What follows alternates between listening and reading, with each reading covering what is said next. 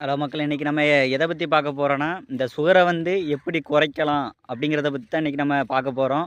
வாங்க வீடியோக்குள்ளே போகலாம். ஹலோ மக்களே, இதான் அத்திப்பழ பொடி. இது எல்லா டிபார்ட்மெண்ட் ஸ்டோர்லேயும் நாட்டு மருந்து கடையிலையும் இது கிடைக்கும். இதில் வந்து நிறையா சத்தான பொருள் அடங்கியிருக்குது.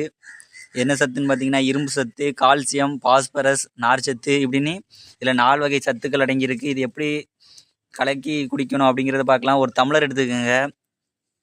டம்ளரில் 1 ஸ்பூன் அத்திப்பழ பொடி போட்டுக்குங்க. அதில் நம்ம நாட்டு பசும்பால் அதை சூடு பண்ணி அந்த அத்திப்பழ பொடி கூட மிக்ஸ் பண்ணிக்கோங்க. ரொம்ப நேரம்லாம் வேலை கிடையாது, ஒரு 5 நிமிஷம் வேலை தான். இது நமக்கு நல்லது, உடம்பு ரொம்ப ரொம்ப நல்லது. டெய்லியுமே இரவு மட்டும் குடித்தாலே போதும். இது உங்கள் ரத்தத்தில் ஹீமோகுளோபின் அளவு அதிகமாக்கும், அப்புறம் சர்க்கரை அளவை கம்மியாக்கும். இதனால் உங்களுக்கு சுகர் ரொம்ப ரொம்ப கம்மியாக